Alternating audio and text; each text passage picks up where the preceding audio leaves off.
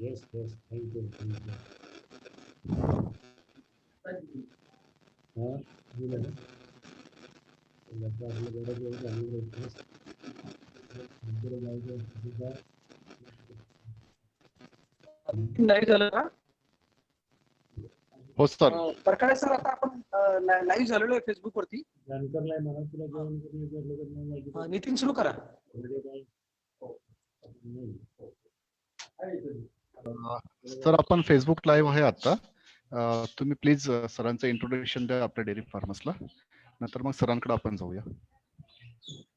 नमस्कार शेतकरी मित्रांनो, इंडियन डेअरी फार्मर असोसिएशनच्या वतीने आपल्या सर्व शेतकऱ्यांच्या वतीने मी परकाळे सरांचं आपल्या आजच्या फेसबुक लाईव्ह मध्ये स्वागत करतो.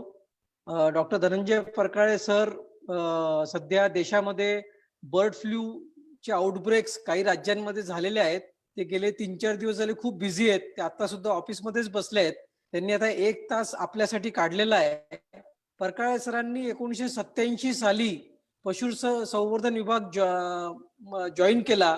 कोल्हापूर, सातारा, पुणे, अहमदनगर, नाशिक, जळगाव, धुळे, नंदुरबार इत्यादी जिल्ह्यांच्या ठिकाणी त्यांनी वेगवेगळ्या पदांवरती काम केलं आणि 2019 पासून ते पुण्यामध्ये जे पशुसंवर्धन आयुक्तालय आहे तिथं ते सध्या अतिरिक्त आयुक्त पशुसंवर्धन विभाग म्हणून काम करतायत.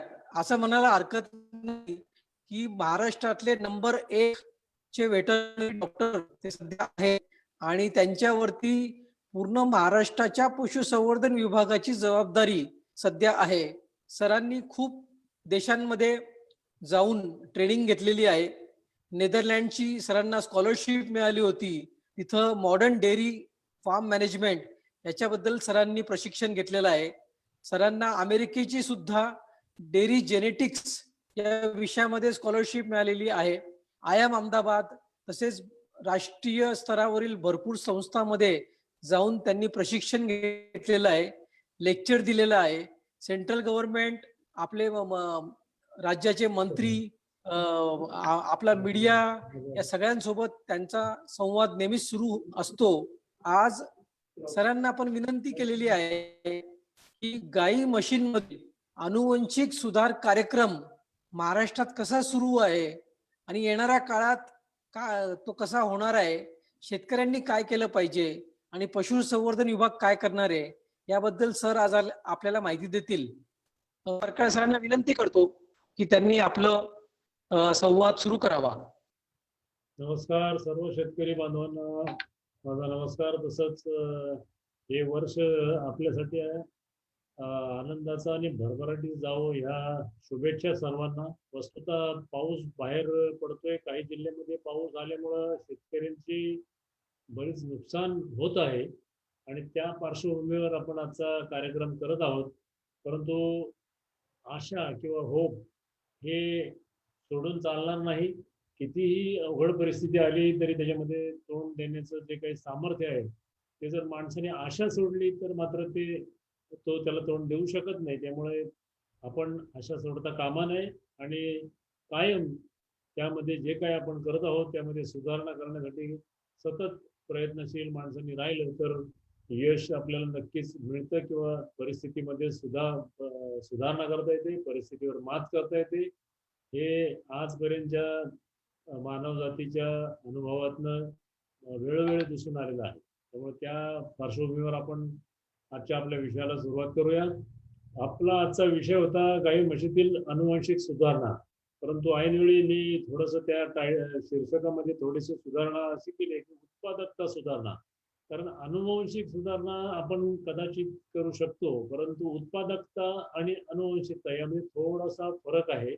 कारण अनुवांशिकता चांगली असेल तर उत्पादकता चांगली मिळेलच याची फार खात्री देता येत नाही किंवा त्या उत्पादकतेसाठी आणखी काही फॅक्टर्स कारणीभूत असतात, त्याचा सुद्धा आपण इथं विचार करणार आहोत. कारण त्याशिवाय आपल्याला अंतिम जे आपलं ध्येय आहे ते जास्त दूध उत्पादन, जास्त मांस उत्पादन कोंबड्यांच्या बाबतीत किंवा शेळ्यांच्या बाबतीत आणि अंडी उत्पादन हे आपल्याला साध्य करता येत नाही. आज आपण जरी फक्त गाई म्हशींच्या पुरता विषय मर्यादित ठेवला असला तरी शेतकऱ्याला सर्वच करावं लागतं. आणि ते करत असताना एकूण जर ह्याचा वाटा पाहिला की उत्पन्नातला वाटा, शेतकऱ्याच्या एकूण उत्पन्नातला वाटा पाहिला तर कोणी शेतकरी आपल्याकडे सगळे फार 85 ते 90% शेतकरी छोट्या शेतकऱ्यामध्ये गणले जातात. इतर देशांसारखं 1000 एकर 500 एकर किंवा आणखी 5000 एकरापर्यंत सुद्धा मी 10,000 एकर सुद्धा शेतकरी माझ्या संपर्कात आलेला आहे. परंतु एवढी मोठी शेती आपल्याकडे तर अशक्य काम आहे आपल्या देशामध्ये. आणि त्यामुळे आपण 85 ते 90% जे छोटे शेतकरी आहेत म्हणजे 2 एकर 3 एकर 5 एकर 10 एकर, त्याच्या 10 एकर म्हणजे फार मोठा झाला शेतकरी असं आपल्या इथं समजलं जातं.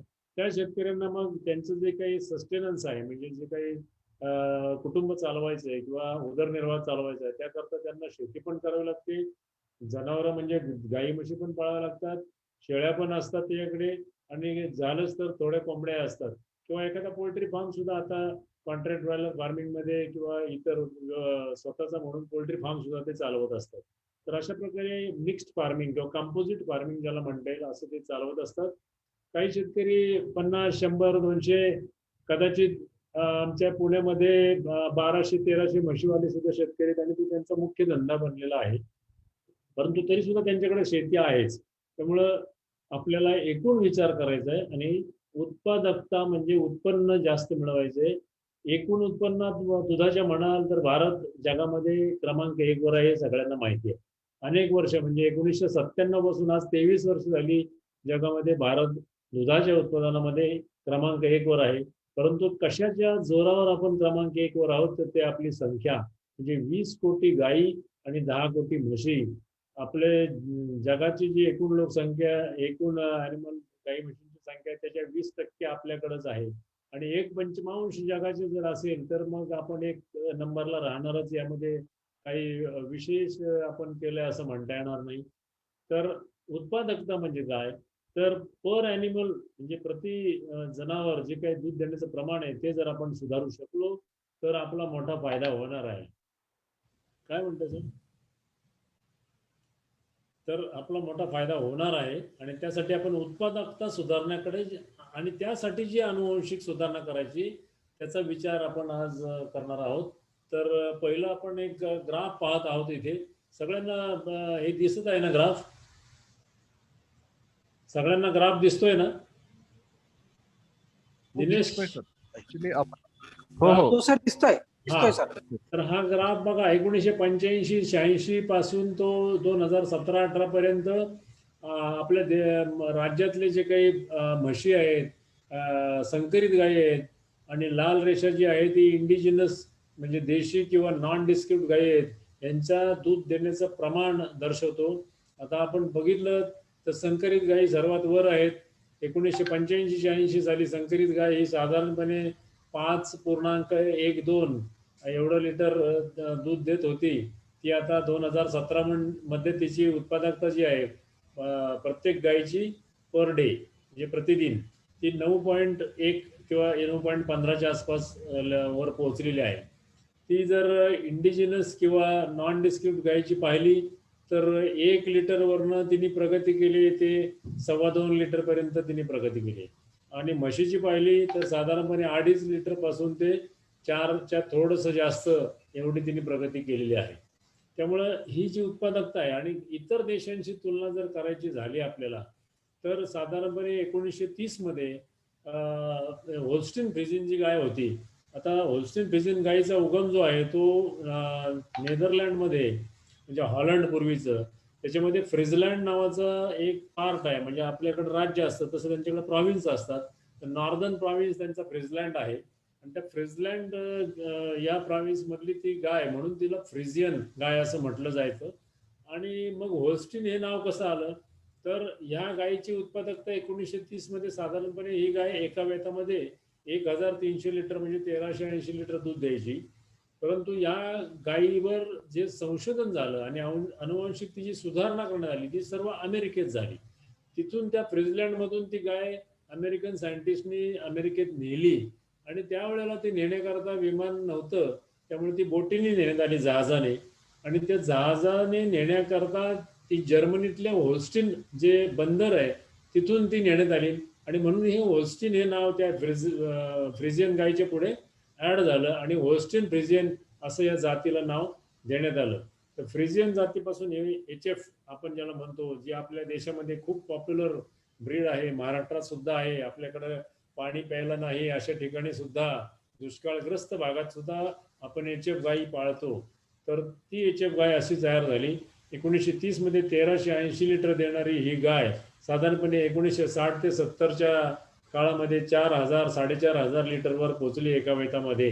आणि मध्ये काय झालं, 1952 मध्ये अमेरिकेत एक गाय अशी आढळून आली की तिने एका वेतामध्ये 10,000 लिटर दूध दिलं.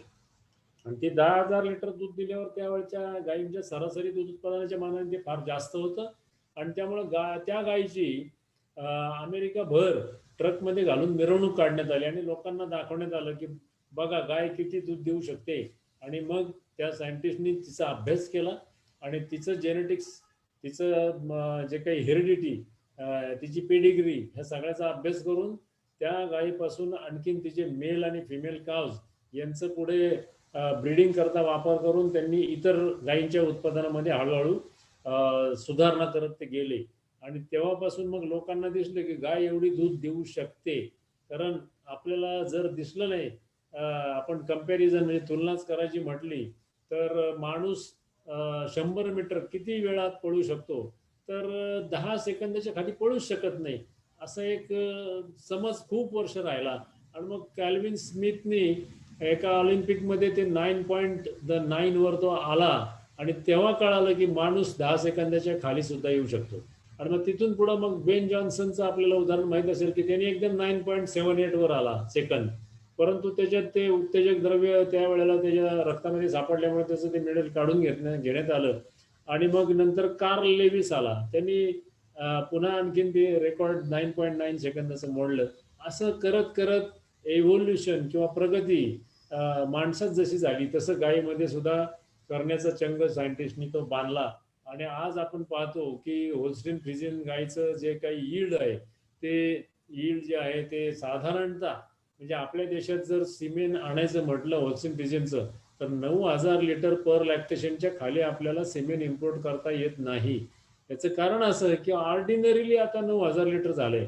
आपल्या देशातला आणि आपल्या राज्यातला एक चांगला फार्म जर आपण बघायचं म्हटलं तर भाग्यलक्ष्मी फार्म जो आहे मनसरचा, त्यांचं उदाहरण डोळ्यापुढे ठेवता येईल की 2003 मध्ये हा फार्म सुरू झाला तेव्हा त्यांनी गायी इथल्याच घेतल्या होत्या, परंतु त्या गायीवर 100% HFचं सिमेंट वापरून आणि बाकीच्या मॅनेजमेंट मधल्या चांगल्या प्रॅक्टिसेस अंमलात आणून त्यांनी आत्ता त्यांचं गायीचं साधारणपणे 7,500 लिटरच्या वर ॲव्हरेज यील्ड त्यांचं आहे. आणि त्यांच्याकडे सुद्धा 9,000 लिटरच्या वरच्या गायी आहेत. त्यामुळे कोणालाही प्रगती करता येऊ शकते. ब्रीडिंगची जे काही टेक्निक्स आहेत ती वापरून हे आपल्याला इथंच बघता येतं. आपल्या काही इंडिव्हिज्युअल शेतकऱ्यांकडे सुद्धा मी बघितलं की 44-45 लिटरच्या गायी आहेत. आपण जेव्हा 1970 मध्ये पहिल्यांदा बाहेरच्या देशातनं सिमेन इम्पोर्ट केलं आणि पहिलं क्रॉस ब्रीड तयार झालं, नगर जिल्हा हा कायम ब्रीडिंगच्या संदर्भात आघाडीवर राहिलेला आहे. ब्रीडिंग म्हणा, कोणतीही नवीन गोष्ट शेती किंवा शेतीच्या संलग्न धंद्यातली जर अडॉप्ट करायची म्हटली, स्वीकारायची म्हटली तर नगर जिल्ह्यातले शेतकरी हे नेहमी प्रगतिशील राहिलेले आहेत महाराष्ट्र राज्यामध्ये. आणि त्यामुळं श्रीरामपूर असेल, कोपरगाव असेल, या भागामध्ये राहुरीच्या पुढे बाहेरचं सिमेंट तिथे आलं पहिल्यांदा. आणि फ्रोझन सिमेंट सुद्धा 1983-84च्या सुमारास फ्रोझन सिमेंट सुद्धा शासनाने सार्वजनिकरित्या वापरायला सुरुवात करण्याच्या पूर्वी नगर जिल्हा परिषदेने फ्रोझन सिमेंटचं देखील त्यांच्या खर्चाने अंगीकार केला. आणि तिथून पुढे मग आपण सर्व राज्यभर फ्रोझन सिमेंट वापरायला लागलो. त्यापूर्वी आम्ही लिक्विड सिमेंट वापरायचो. सोमवार आणि गुरुवार पुण्याच्या या गोठीत वीर्य प्रयोगशाळेमधनं सिमेंट एसटीने पाठवलं जायचं प्रत्येक जिल्ह्यात. एसटीने ते आम्ही उतरून घ्यायचो आणि ते लिक्विड सिमेंट साधारणपणे 48 तास टिकायचं. तेवढ्यामध्ये ते कृत्रिम रेतन गायींचं करून त्यांची आनुवंशिक सुधारणा करण्याचा प्रयत्न त्यावेळेला करण्यात यायचा. परंतु आता फ्रोझन सिमेंट झाल्यामुळे एकदा का ते फ्रोझन केलं सिमेंट की ते अनंत काळपर्यंत राहू शकतं. त्यामुळे कुठून कुठेही नेता येतं. कंटेनरमध्ये भरलं की छोट्या त्या स्ट्रॉ 0.25 ml च्या स्ट्रॉ आपल्याला किती वर्ष वापरता येतात लिक्विड नायट्रोजन जर व्यवस्थित लेवल ठेवली तर. आणि त्या किती अंतरावर म्हणजे दुसऱ्या देशातनं सुद्धा आणता येऊ शकतात. त्यामुळे तिथपासून तो प्रयत्न सुरू झाला. पहिलं क्रॉसब्रेड गायी जेव्हा जन्मल्या त्या 50% होल्स्टीन फ्रिजियन आणि 50% आपल्या इथलं जे काही ब्लड असेल ते मोस्ट प्रोबेबली नगरचा नाशिकचा जे काही पांढरापोळ आहे त्यांच्याकडे यावेळेला चांगल्या गीर गायी होत्या आणि त्यांनी हे सिमेंट होल्स्टीन फ्रिजियनचं वापरलं आणि त्यांच्याकडे 50% HF क्रॉसच्या गायी तयार झाल्या आणि अखिल भारतीय स्तरावर त्यावेळेला ऑल इंडिया लाईव्हस्टॉक शो व्हायचा. त्याच्यामध्ये नगर पांढरापोळच्या गायींनी 62.5 लिटर दूध दिल्याची नोंद आणि फोटो त्या ठिकाणी आहे. त्यामुळं 50% गाय सुद्धा जास्त दूध देऊ शकते हे त्या गायीने सिद्ध केलं. आज आपल्याकडे म्हणाल तर 62.5 लिटर दूध देणारी गाय नाही. थोड्याच दिवसापूर्वी PDFA म्हणजे Punjab progressive dairy farmers association जे आहे त्यांच्याकडे जो लाईव्हस्टॉक शो झाला त्याच्यामध्ये एका गायीने 70 लिटर दूध दिलं आणि मला वाटतं ती गाय 5 लाखाला आपल्या इथल्या राज्यातल्या शेतकऱ्यांनी विकत घेऊन इथं आणलेली आहे. त्यामुळे आता ते प्रमाण कमी का झालं ह्याचा एक आपल्याला विचार करायला पाहिजे. तर मधलं एक स्लाइड मी दाखवतो, आपण मूळ मुद्द्यावर परत येऊ की याचा संपूर्ण अनुवांशिक सुधारणा करण्याकरता महाराष्ट्र राज्य शासनाने आणि केंद्र शासनाने एक निर्णय घेतला की हे सरकारी कामकाज असतं. आता वस्तुतः मी शासनामध्येच सर्व्हिसला आहे, परंतु तरी सुद्धा जी लिमिटेशन्स शासनालाच जाणवली की शासकीय कार्यपद्धतीमध्ये निर्णय घ्यायला, निर्णय प्रक्रियेला वेळ लागतो. त्याचे काही फायदे आहेत, कोणत्याही गोष्टीचे काही फायदे असतात, काही तोटे असतात. तसं काही फायदे आहेत, काही तोटे पण आहेत. त्यामुळं हा निर्णय घेताना, एखाद्या शास्त्रीय गोष्टीमध्ये निर्णय घेताना वेळ लागू नये या दृष्टीने केंद्र शासनाने सन 2002 मध्ये एक धोरण स्वीकारलं. ते म्हणजे असं की शासनाकडून काही राबवायची म्हटली योजना की जो वेळ लागतो तो लागू नये म्हणून प्रत्येक राज्याने त्यांच्या राज्याचं पशुधन विकास मंडळ स्थापन करावं आणि त्या अंतर्गत मग जो निधी केंद्र शासनाकडनं दिला जाईल तो सरकारला दिला न जाता थेट पशुधन विकास मंडळाला दिला जाईल आणि मंडळ ते कार्यक्रम, ब्रीडिंगचा कार्यक्रम, अनुवांशिक सुधारणेचा कार्यक्रम ते राबवेल. अशा उद्देशाने या मंडळाची सन 2002 मध्ये स्थापना झाली. स्थापना होताना ते पुण्याला स्थापना झाली, परंतु 2003 मध्ये त्याचं मुख्यालय जे आहे ते अकोला इथं नेण्यात आलं ना, अजून ते अकोला इथंच कार्यरत आहे. तर त्या मंडळाच्या वतीने आपल्या जे काही राज्यातल्या फ्रोझन सिमेंट लॅबोरेटरीज आहेत त्या 3 ठिकाणी आहेत. एक पुण्याला आहे, एक औरंगाबादला आहे आणि एक नागपूरला आहे. त्या ठिकाणी जे काही उच्च जातीचे वळू आहेत, ज्यांच्या आई उच्च जातीचे म्हणजे फक्त दिसायला असं नव्हे तर त्यांच्या आईच्या दुधाचं रेकॉर्डवरून ठरवलं जातं की ते किती चांगले आहे, त्याची गुणवत्ता किती चांगली आहे. आज मितीला आपण पाहिलं तर फक्त दुधाचं उत्पादन या एकाच निकषावर आपण सिलेक्शन करत आहोत. परदेशात आणखीन काय काय निकष वापरले जातात ते आपण पुढे पाहू, जसे जशा स्लाइड पुढे जातील तसं.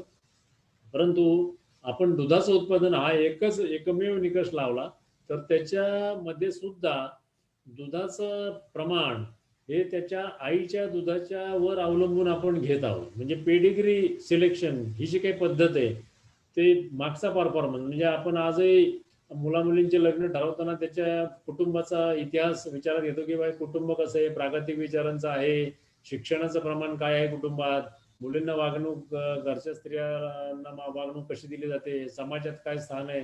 याच पद्धतीने आपण जनावरांमध्ये सुद्धा चाललेलो आहोत.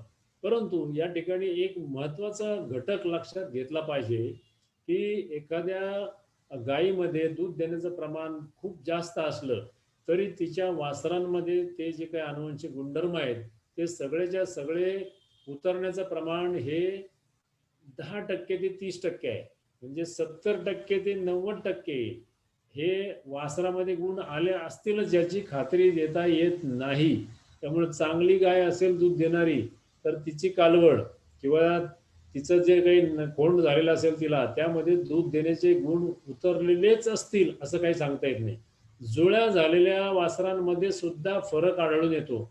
जुळी वासरं वस्तुतः एकाच मॅनेजमेंट सिस्टीम मध्ये वाढतात, म्हणजे एकाच शेतकऱ्याकडे ती असतात किंवा मुद्दाम त्यांना तसं वाढवलं, सारखंच खायला दिलं, सारखंच व्यवस्थापन त्यांचं ठेवलं तरी सुद्धा या वासरांमध्ये 2 कालवडीमध्ये दूध देण्याच्या प्रमाणात फरक आढळून आलेला आहे.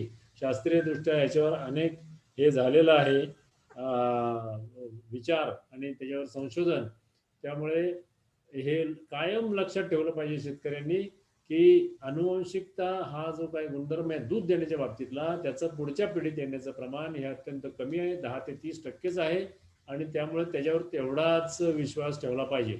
मग आता असं असेल तर विश्वास ठेवायचा तरी कशावर, हा प्रश्न शेतकऱ्यांसमोर उभा राहील. तर विश्वास ठेवायचा कशावर, याला शास्त्रीय उत्तर असं आहे की एखादा वळू किंवा नर कोंड एखाद्या चांगल्या दूध देणाऱ्या गायीला झाला तर त्याची जोपासना चांगली करावी, निश्चितपणे त्याला चांगलं सांभाळावं. तो मोठा झाल्यावर म्हणजे साधारणतः देशी जनावरच्या बाबतीत 2.5, 3, 3.5 वर्षाचं झाल्यावर आणि संकरित जातीच्या बाबतीमध्ये 2.5 ते 3 वर्षाचं झाल्यावर त्याचं वीर्य उत्पादन सुरू होतं. ते वीर्य वापरून साधारणतः 2000 कालवडी किंवा गायींना आपण कृत्रिमनितन केलं पाहिजे.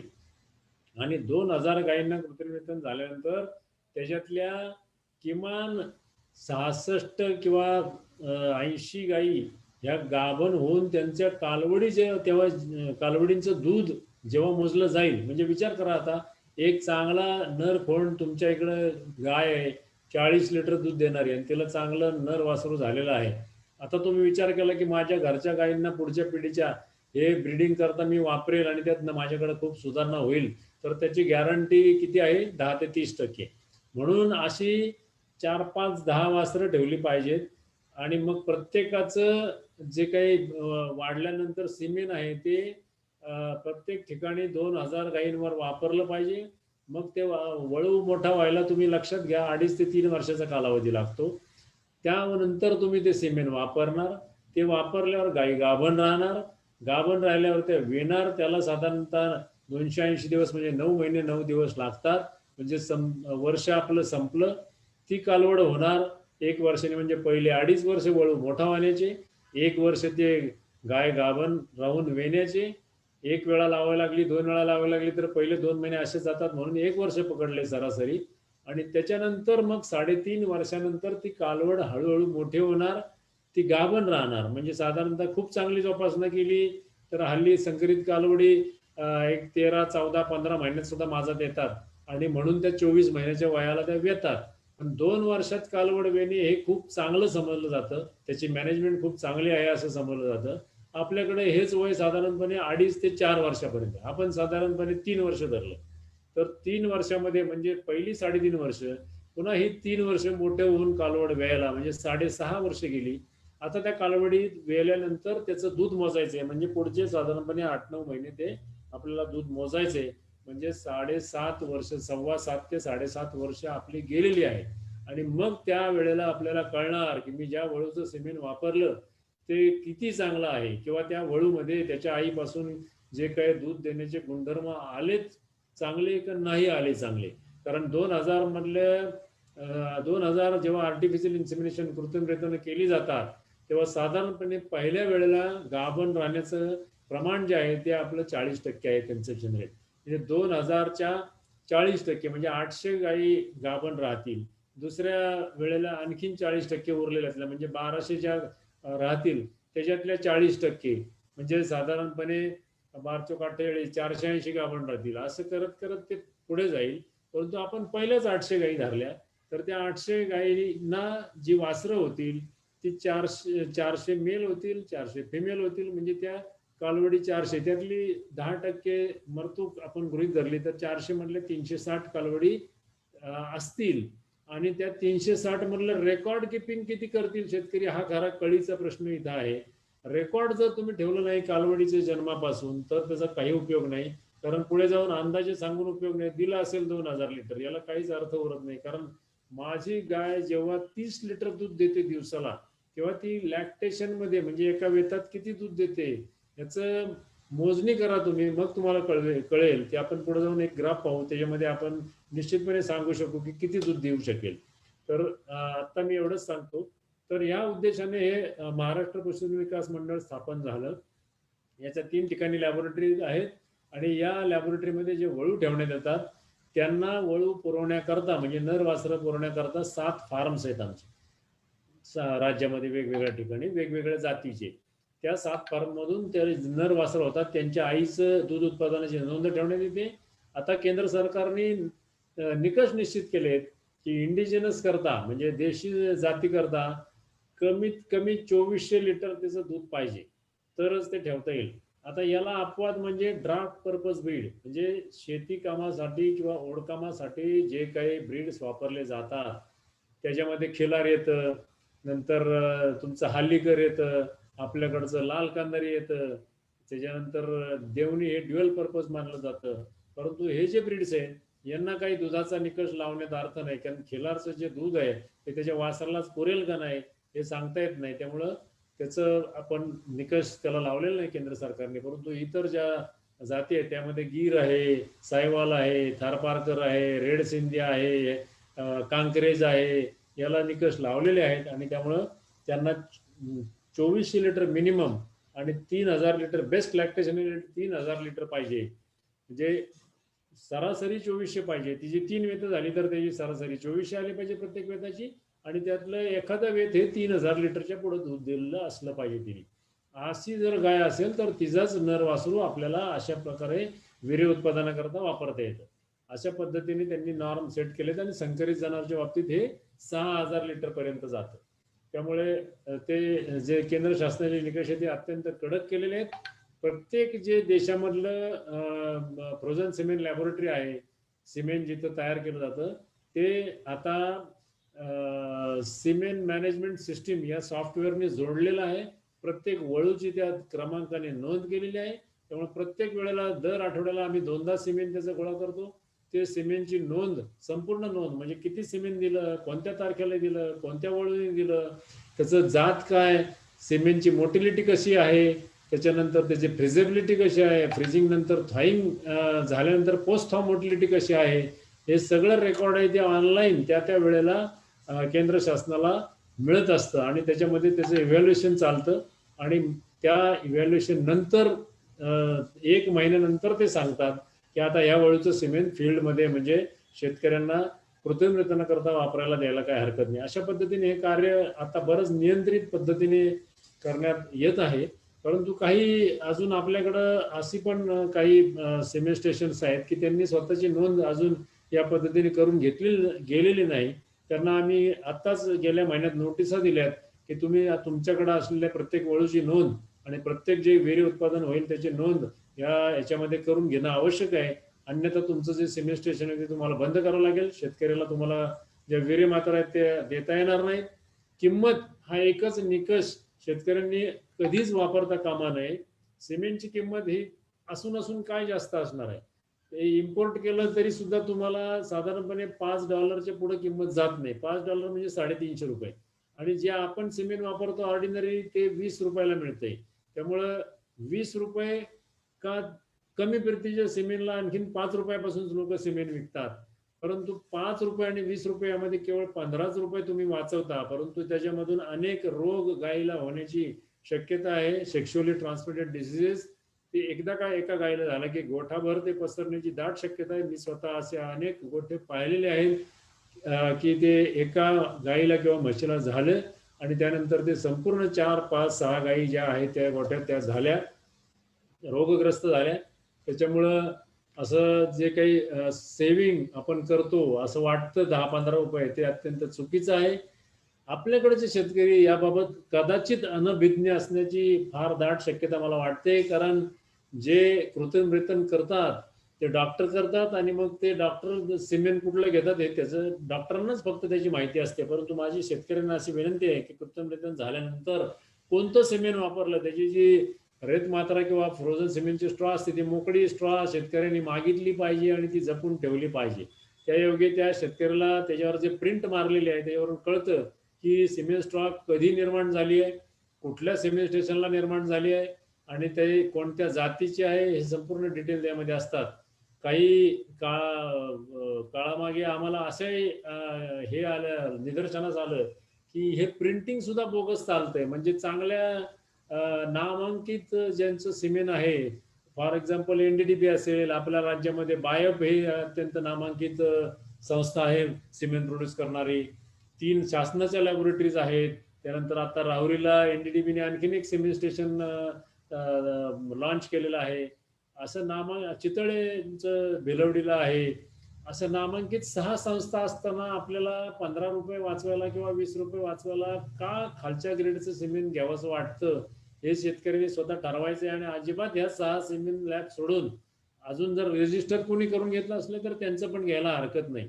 तर त्या रजिस्टर्ड सिमेंट लॅबचं सिमेंट घ्यावं, कारण त्यात आपण 15 रुपये जे वाचवतो त्यातनं अनेक रोग उडवून घेतो. त्याच्यानंतर त्याची जी प्रॉडक्टिव्हिटी असते म्हणजे उत्पादकता, त्या सिमेंट कुठल्या वळूचं आहे, ते कुठल्या गाईचा तो नर खोंड झालेला आहे, हे कुठलंही रेकॉर्ड त्यांच्याकडे नसतं. आणि त्यामुळे त्याच्यापासून जी निर्माण होणारी कालवड आहे ती शेतकरी फुकट वाढवणार आणि वाढवून झाल्यानंतर 3-4 वर्षांनी त्याला कळणार की ही कालवड फारच कमी दूध देत आहे. त्यामुळं असं कोणतंही सिमेंट वापरू नका अशी माझी सर्व ऐकणाऱ्या शेतकऱ्यांना कळकळीची विनंती आहे. तर हे सगळं रेकॉर्ड पाळून तुम्ही महाराष्ट्र पशुधन विकास मंडळाची जी वेबसाईट आहे mldb.gov.in, त्याच्यावर तुम्ही प्रत्येक वळूचं तुम्ही राईट हँड साईडला तुम्ही बघत असाल तर इथं दिसतंय की बुल ID क्रमांक, त्याच्यानंतर त्याला केंद्र सरकारने दिलेला 12 आकडी जो क्रमांक दिलेला आहे, टॅग नंबर तो आहे, डेट ऑफ बर्थ आहे. एक बुल आम्ही 8 वर्षापेक्षा जास्त वापरू नये असं केंद्र सरकारचा नियम आहे. त्यानुसार 8 वर्ष झाली की तो सिमेंट प्रोडक्ट्स मधून बाजूला काढण्यात येतो. त्याचं ब्रीड लिहिले RK म्हणजे रेड कंदारी. त्यानंतर ओरिजिन ऑफ बुल तो कुठून आमच्याकडे आला, कुठल्या फार्म मधून ते लिहिलेलं आहे. त्याच्यानंतर त्याच्या आईचं दूध लिहिलेलं आहे एका वेतातलं 1400 लिटर. त्याच्यानंतर त्याच्या बापाच्या आईचं दूध लिहिलंय 1250 लिटर, कारण त्याची आई आणि त्याला त्या आईला जेव्हा ब्रीडिंग करण्याकरता जे सिमेंट वापरलं ते त्याच्या वळूच्या आईचं सिमेंट घेतलेलं आहे. आपल्याकडे अजूनही प्रोजेनी टेस्टेड सिमेंट फार कमी उपलब्ध आहे. मी मगाशी सांगितलं की 2000 कालवडी होतील आणि मग त्याला त्याचे आम्ही दूध मोजू, याला सगळं 7.25 ते 7.5 वर्ष लागतात. एवढं थांबायला एवढं पेशन्स आमच्याकडे नसल्यामुळे आम्ही पेडिग्रीवर जातो, त्याच्या आईच्या दुधावर अशी कल्पना करतो की देईल बाबा चांगलं, आई चांगली देत होती तर ह्या वळूपासून झालेली कालवड सुद्धा देईल. परंतु त्याचं प्रमाण मी सांगितलं की 10 ते 30% आहे. म्हणजे जर 100 कालवडी झाल्या तर त्यातल्या 10, 20 किंवा जास्तीत जास्त 30 कालवडी तेवढं दूध देतील, बाकीच्या 70 देणार नाहीत. आणि मग हे लॉटरी सारखं आपल्याला कोणती कालवड त्यातली लागेल, 70 मधली लागेल का उरलेल्या 30 मधली आपल्या नशिबी येईल हे आपण सांगू शकत नाही. त्यामुळे नेहमी प्रोजेनी टेस्टेड सिमेंट वापरलं पाहिजे. आणि प्रोजेनी टेस्टिंग करता शेतकऱ्यांनी रेकॉर्ड ठेवलं पाहिजे. प्रत्येक गायीला होणारा वासरू आणि त्या वासराचं जन्मापासूनचं रेकॉर्ड दुधात येईपर्यंत आणि दुधात आल्यानंतर वेतामध्ये किती दूध देतं याचं रेकॉर्ड शेतकऱ्यांनी ठेवलं पाहिजे. आता इथं गंमत बघा, तिन्ही वळू RKचे आहेत म्हणजे रेड कंदारी जातीचे आहेत. आणि जर हे पाहिलं त्याच्या आईने किती दूध दिलं तर ह्याचे 1400 दिले, ह्याच्या आईने 800 लिटर दिले आणि ह्याच्या आईने 1200 लिटर दिले. आता प्रश्न आला की कोणतं सिमेंट वापरायचं. तर मी शेतकरी म्हणून मी प्रत्येक वेळी म्हणेल की मला ज्याच्या आईने 1400 लिटर दिलंय त्याचंच दूध सिमेंट मला वापरा. कारण माझी अपेक्षा साहजिक आहे की जास्तीत जास्त दूध माझ्या जे काही मी माझ्या गाईला कृत्रिमरित्या करून घेतोय त्याच्यापासून होणारी कालवड ती जास्तीत जास्त दूध देणारीच असली पाहिजे. जगामध्ये समजा लाल कंदारीचं 1400 लिटर हे जर हायेस्ट यील्ड असेल तर होल्स्टीन फ्रिजियन मध्ये सुद्धा 17,000, 18,000, 22,000 असे आकडे येतात.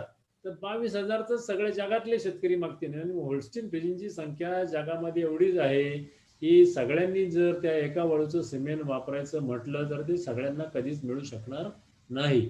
आता हे 22,000चं किंवा 18,000 ज्याच्या कालवडींनी दूध दिलंय हे सिमेंट कुठे वापरायचं. तसंच आपल्या लाल कांदारीमध्ये 1400 लिटर ज्याच्या आईने दूध दिलंय हे कुठे वापरायचं याचा निर्णय कृत्रिम रेतन करणाऱ्या डॉक्टरनी घ्यायचा आहे. आणि त्यासाठी काय करायचं आहे तर ते पुढच्या स्लाइडमध्ये आपण पाहू शकता की जो डॉक्टर किंवा लाईव्हस्टॉक सुपरवायझर किंवा हल्ली आता केंद्र सरकारने कृत्रिम रेतनाचा 3 महिन्याचं ट्रेनिंग घेणाऱ्या प्रत्येकाला कृत्रिम रेतन करण्याची मुभा दिलेली आहे, परवानगी दिलेली आहे. असे सगळे इन्सिमिनेटर यांना माझी विनंती आहे की ही स्लाइड तुम्ही काटेकोरपणे पहा आणि याचं प्रत्येक कृत्रिम रेतन करताना त्याची अंमलबजावणी करण्याची कसोशीने प्रयत्न करा. कारण आपल्याकडे जी काही पहिल्या 1970ला सिमेंट आलं आणि पहिलं मी सांगितलं की 50% गाय नगर बांद्रापूरमुळे 62.5 लिटरची तयार झाली. मग आता गेली कुठं ती गाय? तिचं काही ब्लड किंवा तिच्या कालवडी काय सगळ्या परराज्यात विकल्या का परदेशात पाठवल्या? तसं काही झालेलं नाही. तिच्या कालवडी इथेच होत्या, परंतु त्या कालवडींना जेव्हा कालवडी झाल्या तेव्हा त्या 62 वरनं कदाचित 55 वर आल्या असतील, मग 50 वर आल्या असतील. मग असं करत करत आमच्याकडं आता ऑर्डिनरी 30-35 जास्तीत जास्त 40, 42, 45 लिटरची गाय आपल्याकडे दिसून येते. याचं कारण असं आहे की 62 लिटर दूध देणारी जर गाय होती तर तिला सिमेंट जे वापरायला पाहिजे होतं ते त्याच्या वरच सिमेंट वापरायला पाहिजे होतं, तरच तिला झालेली कालवड ही तिच्यापेक्षा जास्त दूध देणारी झाली असती. तसं होत नाही. त्याचं कारण आमचा जो इन्सिमिनेटर आहे तो प्रत्येक इन्सिमिनेशन करताना त्या शेतकऱ्याला विचारत नाही किंवा शेतकरी सांगत नाही, किंवा दोघांनी एकमेकाला सांगितलं तर दोघांना माहित नसतंय की आता कोणत्या वळूचं सिमेंट वापरायचं. कारण शेतकरी रेकॉर्ड ठेवत नाही वेतातलं दूध किती, असं जर इन्सिमिनेशन करणाऱ्या आमच्या डॉक्टरने किंवा इन्सिमिनेटरने विचारलं शेतकऱ्याला तर शेतकरी असं सांगणार नाही की 4250 लिटर दिले, किंवा माझी खिलार गाय आहे ती 570 लिटर दिले, 390 लिटर दिले, असं सांगत नाही एका वेतातलं. कारण त्याच्याकडे वेतातलं रेकॉर्डच नसतं. ती ठेवण्याची सवय आपण लावून घेतली पाहिजे आणि वेतातलं दूध काटेकोरपणे मोजलं पाहिजे. त्याशिवाय ही प्रगती करता येणं केवळ अशक्य आहे. मग कसं काढायचं? मग काय आता सोडूनच द्यायचा का प्रयत्न? जर आमच्याकडं गाडी नाही तर जायचं कसं? आपल्याला सगळ्यांना माहिती आहे की कोरोनाच्या काळामध्ये आपल्याकडं युपी आणि बिहारचे लेबर होते आणि त्यांना जेव्हा इथं राहणं मुश्किल झालं, इथं काही मिळेना, त्यांना पगार नाही, काढून टाकलं, तेव्हा गाड्या पण बंद होत्या, एसटी वगैरे सगळं बंद होतं, रेल्वे बंद होते, तर ते कसे गेले? चालत गेले. म्हणजे प्रयत्न सोडता येत नाहीत आणि ते पोचले नाहीत अशातला भाग नाही. ते पोचले त्यांच्याकडे, हजार किलोमीटरवर लांब पोचले. तर आपले प्रयत्न सुद्धा सोडता कामा नयेत. एकतर रेकॉर्ड ठेवायला पाहिजे, दररोज गायीने किती दूध दिलं हे रजिस्टर किंवा ऍप्लिकेशन्स आता मोबाईल ऍप चिकार मिळतात, त्याच्यामध्ये का होईना पण रेकॉर्ड ठेवलं पाहिजे. आणि नसेल रेकॉर्ड ठेवलेलं, आता इथून सुरुवात करूया आपण. आतापर्यंत नसेल ठेवलं तर मग काय करायचं? तर इथं आम्ही उदाहरण दिलंय की गायीच्या जातीनुसार एका वेतामध्ये सरासरी किती दिवस गाय दुधात राहते याचा आकडा निश्चित करावा. त्याचं उदाहरण, संकरित गाय असेल तर ती पुढच्या वेळेला आपण बळच आठवत नाही तोपर्यंत 7 महिने, 8 महिने, 9 महिने, 10 महिने सुद्धा दूध देते. तर तिचे 300 दिवस स्टँडर्ड लॅक्टेशन पिरियड धरलेला आहे, जगभर 305 दिवस आहे. देवणी गाय असेल तर ती साधारणपणे 6 ते 7 महिने दूध देईल, त्यामुळे 180 ते 200 दिवस धरलेला आहे. खिलार गाय असेल तर 4-5 महिने दूध देईल, मग तिचा सरासरी दुधाचा पिरियड 150 दिवस दिलाय. आता गाय वेल्यानंतर ती जी गाय आहे ती पहिल्या 3 दिवस चीक देईल, मग पहिल्या दिवशी काही 1 लिटर, 2 लिटर, 4 लिटर दूध देईल तिच्या क्षमतेनुसार. हळूहळू ती वाढत जाईल. 15 दिवस, 20 दिवस, 21 दिवसांनी ती टॉपला जाईल, जास्तीत जास्त पीक यील्डला जाईल. मग त्यावेळेला ती कदाचित संकरित गाय असेल तर 27 लिटर दूध देईल, 35 लिटर दूध देईल तिच्या क्षमतेनुसार. आणि खिलार असेल तर ती कदाचित 3 लिटर देईल, 3.5 लिटर देईल, काय असेल ती. तर ती टॉपला जाईल आणि मग नंतर त्या पीक लेवलला ती किती दिवस टिकून राहते ही पण तिची क्षमता वेगवेगळी असते प्रत्येक गायीमध्ये. त्यामुळे ती काय 150 दिवस आपण खिलार गायीचा इथं दूध देण्याचा कालावधी धरलेला आहे, तर ते 150 दिवस सतत 3.5 लिटर दूध देणार नाही हे सगळ्यांना माहिती आहे. त्यामुळे 3.5 लिटर ते किती दिवस देईल? 1 महिना, 1.25 महिना, 1.5 महिना. नंतर ते हळूहळू खाली यायला लागले. 3.5 वरनं 3 वर येईल, मग 2.5 वर येईल, मग 2 वर येईल, असं करत करत ती 5 महिन्यांनी आटून जाईल. त्यामुळं प्रत्येक गायीच्या बाबतीमध्ये हा जो कर्व आहे लॅक्टेशन कर्व तो असा प्रकारचा राहणार आहे. त्यामुळे 150 दिवस जरी असलं तिचं लॅक्टेशन कालावधी तरी 150 गुणिले 3.5 असं करता येणार नाही. संकरित गाय जर 30 लिटर असेल तर 30 गुणिले 300 असं करता येणार नाही. तर मग काय करायचं? तर या कालावधीला 2/3 सरासरी गुणायचं आहे. म्हणजे 200 दिवस जर पिरियड असेल दूध देण्याचा काळ देवणी गायीचा, तर 200 गुणिले 2/3 म्हणजे 133 दिवस येतात. आणि 133 दिवसाला जर देवणी गाय समजा मला 4 लिटर पीकला दूध देत असेल, म्हणजे ती टॉपला गेल्यावर जर 4 लिटर दूध देत असेल तर 133 गुणिले 4 म्हणजे साधारणपणे 532 दिवस येतात, 32 लिटर येतात. तर माझी 4 लिटर दूध देणारी देवणी गाय ही एका लॅक्टेशन मध्ये 532 लिटर देईल. ही तिची क्षमता आपण त्याच्यावरनं काढायची आहे. आणि मग त्यावेळेला तिची जे काही सिमेंट लावायचंय तिला ब्रीडिंग करताना, ते आता इथं देवणी गायचं दिलं ते 8 लिटरचे दिले, त्यामुळे 532च्या दुप्पट झाले, ते 1064 लिटर झाले. मागच्या स्लाइडमध्ये आपण पाहिलं की वळू जे होते ते 3 वळू होते, 1400 लिटर, 800 लिटर आणि 1200 लिटर असं त्यांच्या आईचं दूध उत्पादन होतं. मग 1064 लिटरला जर सिमेंट लावायचं असेल तर चुकून किंवा उपलब्ध नाही अशा कोणत्याही कारणास्तव 800 लिटरचं लावलं की तिचे किती चांगला दिसायला. आता हे वळू बघा कसे दिसत आहेत. हा 3 मधला जर दिसायला चांगला वळू दिसेल तर हाच दिसेल. त्यामुळे ह्या वळूचं सिमेंट द्या असं फोटो बघून जर मी सांगितलं तर मी फसणार आहे, कारण त्याच्या आईचं दूध उत्पादन क्षमता जी आहे ती 800 लिटरची आहे. हा सगळ्यात वीक दिसतोय, पण आईचे दूध उत्पादन क्षमता 1400 लिटर आहे. हा त्यातल्या त्यात मध्यम दिसतोय, पण आईचे दूध उत्पादन क्षमता 1200 आहे. त्यामुळे मी त्या 1064 लिटरच्या गाईला 1200 किंवा 1400 लिटरचं जे काही त्या आईचं रेकॉर्ड आहे त्या गाईंना झालेले ह्या 2 वळू पैकीच सिमेंट वापरायला पाहिजे. मधला वळू किती चांगला दिसत असला तर त्याचं सिमेंट मुळीच वापरता कामा नये, हे शेतकऱ्यांनी लक्षात घेतलं पाहिजे.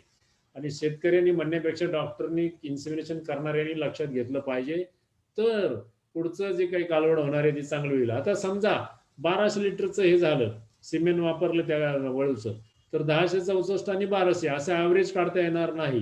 म्हणजे पुढच्या होणाऱ्या कालवडीमध्ये लगेच 1000 आणि 1200 आलं ॲव्हरेज 1100, तर त्या कालवडीने लगेच 1100 लिटर दूध दिला असं होत नाही. ते 1064 वरून फार तर फार 1080, 1090 वर जाईल आणि पुन्हा त्या सरासरीच्या कमीच राहील. त्यामुळं ती अपेक्षा सुद्धा चुकीची असते, कारण जेनेटिक प्रोग्रेस जे आहे पर जनरेशन प्रत्येक पिढीमध्ये होणार आहे, ती सुद्धा त्याचं सुद्धा प्रमाण ठरलेलं आहे, त्याचं सुद्धा फॉर्म्युला ठरलेला आहे. आणि ती सरासरी मॅथमॅटिकल जी ॲव्हरेज काढलं जातं तशी होत नसते. त्यामुळं ते कमी होणार त्यापेक्षा हे गृहीत धरून चांगले सिमेंट नेहमी वापरावं आणि त्यापेक्षा जास्त गाईच्या क्षमतेपेक्षा जास्त क्षमतेचं सिमेंट वापरावं. हे प्रत्येक कृत्रिम निदान करताना प्रत्येक इन्सिमिनेटरनी लक्षात ठेवलं राज्यभर किंवा देशभर, तर ती प्रगती आपण करता येणार आहे, आपल्याला करता येणं शक्य आहे. गेल्या 50 वर्षात म्हणजे आपण 70-80 पासून कृत्रिम निदान करतो, आज आपण 40, 45, 50 वर्ष कृत्रिम निदान करतोय आणि तरी पण आपण जे आपले यील्ड आहे ते आपण पहिल्या स्लाइडमध्ये बघितलं की संकरित गाईचं ते 5-5.5 पासून आपण 9 वर आलो, म्हणजे डबल सुद्धा करता आलं नाही आपण. आणि अमेरिकेमध्ये जी काय होल्स्टीन फ्रिजियन 1930 मध्ये 1380 लिटरवर होती, ती आता 9, 10, 12 किती लिटरवर गेली. सरासरी 9000 पकडलं तरी 1300च्या 9000 हे जर प्रमाण काढलं तर 1378, 1391 म्हणजे 7 पट दूध ती देत आहे. आपण डबलवर सुद्धा गेलो नाही, तर आपली प्रगती फार कमी आहे, कारण आपण रेकॉर्ड ठेवत नाही, आपण प्रत्येक गोष्ट काटेकोरपणे पाळत नाही, हेच त्याला कारण आहे असं म्हणता येईल. त्यामुळे ही जी स्लाइड आहे ती अत्यंत महत्वाची आहे. त्याच्यामध्ये आता आपल्या राज्यामध्ये खिलार, डांगी, देवणी, गवळाऊ, लाल कांदारी एवढ्या 5 स्वतःच्या देशी जाती, त्यानंतर बाहेरून शेजारच्या राज्यातून आलेल्या गीर, साहिवाल, थारपारकर या 3 जाती, काही इतरही असतील, मुंगोळ, हलीकर सारख्या आपल्या बाउंड्रीवरच्या जिल्ह्यांमध्ये. त्यानंतर संकरित जर्सी, संकरित होल्स्टीन फ्रिजियन, पंढरपुरी, नागपुरी, मराठवाडी, मुर्रा, जाफराबादी ह्या 5 जातीच्या म्हशी, असे एवढं व्हरायटी ब्रीडच्या आपल्याकडे गाई म्हशी दिसतात. त्यामुळे या सगळ्यांकरता आपण सुधारणा करता एक योजना काढली आपण 2013 मध्ये, आणि त्याच्या अंतर्गत आपण निश्चित केलं की खिलार गाय कमीत कमी 3 लिटरची असायला पाहिजे. डांगी, देवणी, गवळाऊ, लाल कांदारी ही सगळ्या आपल्या ज्या महाराष्ट्राच्या जाती आहेत त्यांना आपण अत्यंत कमी ठेवलं प्रमाण, कारण ह्या सगळ्या जाती साधारणतः ड्राफ्ट पर्पज आहेत. देवणी एक सोडली तर, त्यामुळे 3 लिटर दूध देणारी गाय असेल तर तिला सहभाग घेता येईल या आमच्या योजनेमध्ये. त्याचप्रमाणे गीर, साहिवाल, थारपारकर यांच्यासाठी 5 लिटर आणि 6 लिटर, संकरित जर्सी असेल तर 12 लिटर, संकरित होल्स्टीन असेल तर 18 लिटर, आणि स्थानिक जातीच्या इतर गायी म्हणजे नॉन डिस्क्रिप्ट तर त्यांना 6 लिटर दूध देणारी कॅपॅसिटी असली पाहिजे, तर त्या या जेनेटिक इम्प्रुव्हमेंट स्कीम मध्ये भाग घेऊ शकतात. आणि म्हशी करता पंढरपुरी, नागपुरी, मराठवाडी करता 6 लिटर, मुर्रा, जाफराबादी स्थानिक जातीच्या इतर म्हशी करता 10 लिटर. आता तुम्ही म्हणाल नॉन डिस्क्रिप्ट किंवा स्थानिक जातीचे इतर म्हशी म्हणले तर नॉन डिस्क्रिप्ट जास्त कशी दूध देईल, पण आपल्याला नॉन डिस्क्रिप्ट जनावर नकोच आहे, ते अजिबात त्याची गॅरंटी देता येत नाही. आणि म्हणून नॉन डिस्क्रिप्ट जनावरला कोणत्या तरी एका जातीकडे आपण डायरेक्ट करायचे. मग आता धुळ्याचा काही भाग असेल, जळगाव असेल, तिकडच्या भागामध्ये जाफराबादी जात पॉप्युलर आहे, त्यांना जाफराबादीचं ब्रीडिंग करायचं असेल त्यांनी जाफराबादीच करावं. त्या म्हशीला नॉन डिस्क्रिप्ट म्हणजे गावठी म्हशीला जर जाफराबादी सिमेंट किंवा वळू एकदा दाखवला तर पुढच्या पिढीमध्ये होणाऱ्या कालवडीला पारडीला पुन्हा त्यांनी जाफराबादीच वापरलं पाहिजे सिमेंट किंवा वळू. तुम्ही पुन्हा जाफराबादीला मुर्रा नाही लावायचा, मग त्यामधनं सगळे क्रॉस ब्रीड तयार होईल आणि नंतर तुम्हाला कशाची गॅरंटी देता येणार नाही. तर आता या स्कीम मध्ये ही स्कीम राबवतोय आपण 2013 सालपासून आणि त्यामध्ये आता आमच्याकडे 1.25 लाखाच्या वर गायी 1.25 लाखाच्या वर शेतकरी आणि 2 लाखाच्या वर गायी रजिस्टर्ड आहेत. त्याची संख्या दिलेली आहे ती इथं मागची संख्या असल्यामुळे एका वर्षातली संख्या मागची म्हणजे एका वर्षातली असल्यामुळे 63,791 आहे, परंतु आता ती संख्या 2.25 लाखाच्या वर गेलेली आहे. तर हे साईट आहे, तुम्हाला साईटवर त्या प्रत्येक शेतकऱ्याचं आपण रजिस्ट्रेशन करून घेतलं ते डिटेल दिसत आहेत की कोल्हापूरमधलं आजरा तालुक्यातलं आजरा दवाखान्याच्या अंतर्गत येणारं आजरा व्हिलेज मधला बाबू इब्राहिम लतीफ या नावाचे शेतकरी आहेत. त्यांच्याकडचा गाईला टॅग नंबर हा टॅग लावलेला आहे, त्याचा टॅग नंबर हा आहे आणि हा नंबर जो आहे तो ओल्ड आयडी म्हणून आम्ही टॅगिंग करण्याच्या पूर्वीचा आयडी घेतलाय, तो त्याचा मोबाईल नंबर .1 घेतलाय. म्हणजे .1 म्हणजे त्याकडे एकच जनावर असेल तर .1, त्याकडे जर 3 जनावर असतील तर .1, .2, .3 असं पण आलं असतं. आणि त्याचं म्हैस आहे कोणत्या जातीचे असं रेकॉर्ड सगळं ठेवलेलं आहे. त्यामुळे हे पूर्ण डिटेल रेकॉर्ड त्याचं ठेवलं जातं. त्याला रजिस्ट्रेशन सर्टिफिकेट अशा तऱ्हेचं दिलं जातं. त्याच्यामध्ये म्हटलेलं आहे की प्रमाणित करण्यात येते की राज्यातील गाई म्हशींची उत्पादकता वाढवण्यासाठी सर्वसमावेशक आनुवंशिक सुधारणा कार्यक्रमांतर्गत निवड करण्यात आल्या खाली वर्णन केलेल्या पशुधनाची विशेष ओळख क्रमांकाने नोंदणी करण्यात आलेली आहे. मग त्याचं नाव गाव सगळं डिटेल दिलेले, त्याचं ॲव्हरेज मिल्क यील्ड किती आहे वगैरे वगैरे, डेट ऑफ बर्थ सहित. तर हे सगळे क्लासिकल फोटो आहेत की ब्रीड आयडेंटिफाय कसं करावं याच्यासाठी आता शेतकरी असल्यामुळे आपण याच्यामध्ये वेळ घालवणं योग्य होणार नाही असं मी म्हणेन.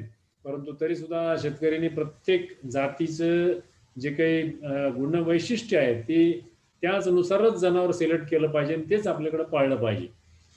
आता अजून एक याच्यामध्ये फॅक्टर आहे, जसं मी मागे सांगितलं की कृत्रिम वेतन करताना कोणतं सिमेंट वापरायचं, कोणत्या वळूच वापरायचं हे जसं महत्वाचं आहे तसं गाय योग्य माजाच्या अवस्थेमध्ये असल्याशिवाय गाभण राहण्याचं प्रमाण वाढणार नाही. नाहीतर मग नुसतं काल माझं आलं ते करून टाका आता कृत्रिम वेतन, किंवा डॉक्टरला वाटते आता मी एवढ्याला मला करून टाका कृत्रिम वेतन, या गोष्टींचा आपण विचार करून त्या टाळता आल्या पाहिजेत आपल्याला.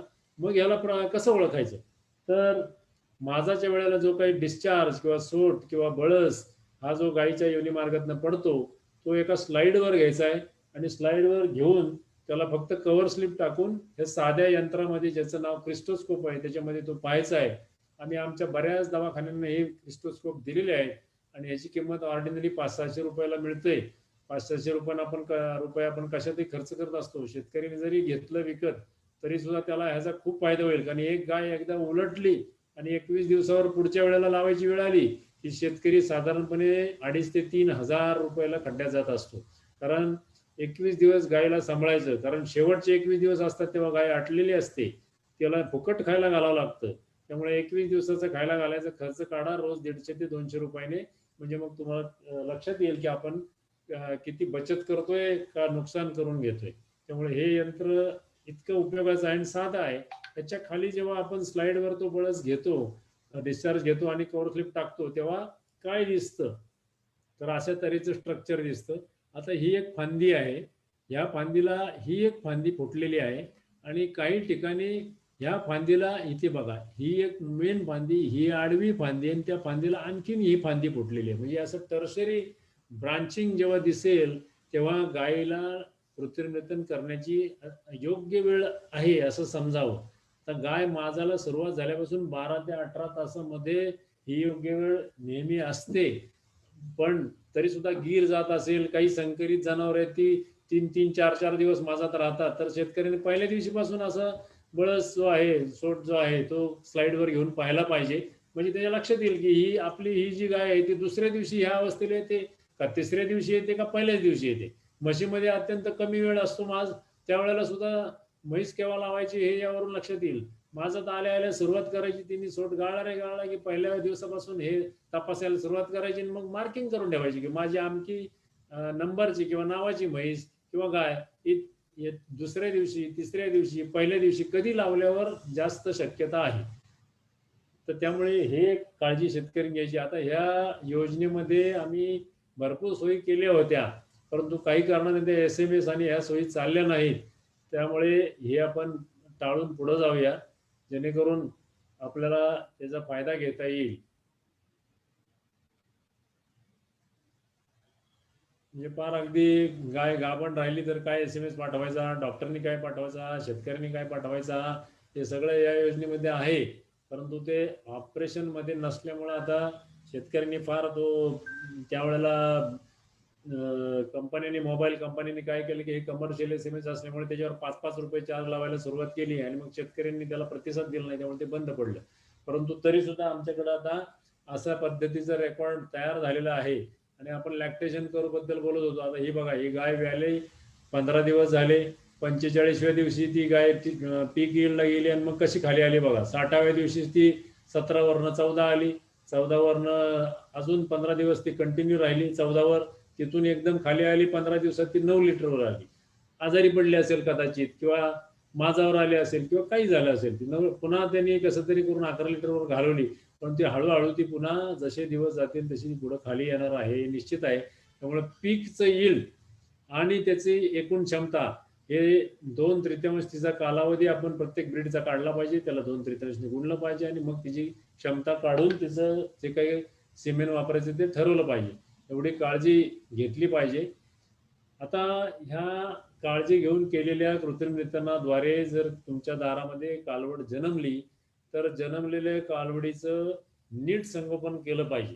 आम्ही सुरुवातीला काय करायचो की कालवड जन्मली, तिला टॅगिंग केलं, डॉक्टरनी घरी जाऊन फोटो काढला, टॅगिंग केलं, बर्थचं सर्टिफिकेट दिलं की त्या शेतकऱ्याच्या अकाउंटवर, बँक अकाउंटवर 5-5 हजार रुपये जमा व्हायचे.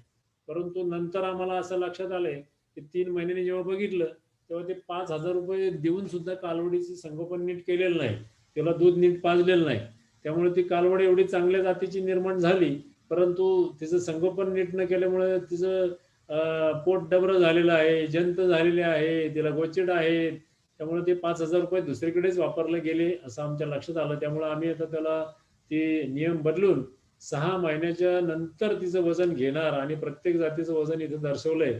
ह्या वजनानुसार जर वजन असेल तर मग 5,000 रुपये तुमच्या अकाउंटला जमा होतील.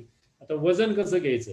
वजन घ्यायचं सुरुवातीला जेव्हा 25, 30, 35 किलोचं असते वासरू, तेव्हा आपण स्प्रिंग बॅलन्सला अडकवून किंवा आपण माणसाचं वजन करतो त्या काट्यावर उभा राहून, एकदा मोकळं उभा राहून स्वतःचं वजन, एकदा कालवड हातात घेऊन त्याचं सहित वजन असं काढू शकतो. परंतु मोठं झाल्यावर 200 किलो झालं कालवड की मग काय हातात घेणार नाही किंवा अडकवणार पण नाही स्प्रिंग बॅलन्सला. तर तिचं वजन घेण्याकरता फॉर्म्युला आहे G² × L / 660. त्याने केजी मध्ये वजन निघतं किलोग्रॅम मध्ये. तर ते G² म्हणजे ही जी काही जागा आहे ह्या पायाच्या मागची, इथं टेप लावायचा आणि इंचामध्ये तिची ती गर्थ आहे म्हणजे तिची रुंदी छातीची ही मोजायची, त्याचा वर्ग करायचा आणि त्याला लांबीने मोजायची. तर लांबी कुठून ते इथून ते इथपर्यंत, शेपटाच्या ह्याच्यापर्यंत, खांद्यापासून ते शेपटापर्यंत अशी लांबीने गुणलं आणि त्याला जर 660 भागलं तर मग तुम्हाला ते वजन काढता येतं. किंवा हल्ली नुसतं इथं टेप लावला की टेपच्या उलट्या बाजूला त्याचं वजन केजी मध्ये लिहिलेलं असतं. अशा टेप सुद्धा बाजारात मिळतात. तर त्यांनी आपल्याला जनावरांचं वजन काढता येऊ शकतं. तर अशा पद्धतीने तुम्ही वजन, हे बघा हे इथं टेप डॉक्टरांनी लावलेलं आहे, तसं टेपवर डायरेक्ट वजन मग ते मिळतं. म्हणजे त्याचा गुणाकार भागाकार करत बसावं लागत नाही किंवा ते चुकला तर आपलं वजन चुकायची जी काही शक्यता आहे ती राहत नाही. त्यामुळे असं वजन काढता येऊ शकते. तर अशा ह्या काळज्या घेऊन आपल्याला आनुवंशिक सुधारणा आणि त्यातनं उत्पादकता सुधारणा करता येऊ शकते. प्रत्येक शेतकऱ्याने रेकॉर्ड ठेवलं पाहिजे आणि त्याची कंटाळा न करता ते दररोज अपडेट केलं पाहिजे, लिहिलं पाहिजे. एवढी साधी काळजी घेतली तर आनुवंशिक सुधारणा आपल्याकडे शेतकऱ्यामध्ये घरच्या गायीपासून साधारणपणे 6 ते 7 वर्षात तुम्ही चांगली, एक नाही दुप्पट तर किमान 25% जास्त दूध देणारी गाय 6 ते 7 वर्षात. कारण एका याचं पिढीचं इंटरव्हल जे आहे, जनरेशन इंटरव्हल, ते 3 ते 4 वर्ष आहे. अशा 2 इंटरव्हलमध्ये तुम्ही साधारणपणे 20 ते 25% दुधामध्ये घरच्या घरी वाढ करू शकता. कारण आता बाजारात गेलं तर आपल्याकडे पद्धत अशी आहे, पंजाब हरियाणा किंवा नॉर्दर्न स्टेटमध्ये, उत्तरेकडच्या राज्यांमध्ये बाजारामध्ये विकायला येणारी गाय ही व्यालेली असते. तुम्ही बाजारामध्ये तिचं दूध काढून मोजू शकता. परंतु आपल्याकडे महाराष्ट्रामध्ये पद्धत अशी आहे की व्यायच्या आधी व्यायला झालेली गाय 4 दिवस, 8 दिवस, 15 दिवस बाजारात येते आणि मग तिचं फक्त कास, इतर तिची वाढ, तिची जात कशी दिसते, जातीची लक्षणे दाखवते का नाही, याच्यावर आपण अंदाज करून विकत घेतो. त्यामुळे तिथं शेतकऱ्याला दरवेळी अंदाज खराच ठरतो असं काही नाही. त्यात पुन्हा मस्टाटीस एखाद्या सडाला झाला असेल तर त्याचंही दूध वाया गेलेलं असतंय, ते शेतकऱ्याला फायदा त्याचा मिळत नाही आणि किंमत तर आधीच द्यावी लागते. त्यामुळे त्याच्यावर जाण्यात अर्थ नाही. घरच्या कालवडी घरीच तयार केल्या पाहिजेत. आणि कालवडींची संख्या आपल्याकडे जी मी म्हटलं की भारतामध्ये 20 कोटी गायी आहेत, महाराष्ट्रामध्ये 1,39,00,000 गायी आहेत आणि म्हशी आहेत महाराष्ट्रामध्ये 56 लाख. आता त्याच्यातलं दूध देणाऱ्या गायींचं संख्या जरी काढली तरी 2 कोटी पैकी साधारणपणे 1/3 म्हणजे 60 ते 70 लाख गायी दुधात आहेत. आणि दुधामधल्या गायींचं जर दूध काढलं तर ते आपल्याला फक्त रोज 3 कोटी लिटर मिळत आहे. म्हणजेच आपल्याला साधारणपणे संकरित म्हशी, देशी, नॉन डिस्क्रिप्ट हे सगळं मिळून 4 लिटरचे ॲव्हरेज मिळत आहे. त्यामुळे निश्चितच हे आपल्याला भूषणावह नाही. 4 लिटरवरून आपण जेव्हा 10, 12, 15 लिटरवर जाऊ तेव्हाच आपलं जे काही लक्ष आहे ते साध्य झालं असं म्हणता येईल. याचं आणखीन एक कारण म्हणजे आपल्याकडं गाय कोणाची असेना तिला पूर्ण खाद्य कधीच तो शेतकरी देऊ शकत नाही. कारण पूर्ण खाद्य द्यायला आपल्याकडं तेवढी जमीन आणि ते पाण्याची उपलब्धता नाही. 18 ते 20% इरिगेशन आहे. ज्याच्याकडे आहे त्याच्याकडे आहे, ज्याच्याकडे नाही त्याच्याकडे अजिबात नाही. त्याला कॉन्सन्ट्रेटवर आपण कॉम्पेन्सेट करण्याचा प्रयत्न करतो. तिथं शेतकऱ्याचा उत्पादन खर्च वाढतो आणि मग जे त्याला दुधाला दर मिळतात त्याच्यामध्ये त्याचं भागत नाही आणि म्हणून तो तोट्यात येतो. त्यामुळं प्रत्येक शेतकऱ्याने वाळला चारा जो आहे तो वाळल्या चाऱ्यावर जास्तीत जास्त दूध उत्पादन काढण्याची गरज आहे. मी सुरुवातीलाच म्हटलं होतं की फक्त आनुवंशिकता सुधारली म्हणजे आपल्याला उत्पादकता सुधारता आली असं मुळीच नाही.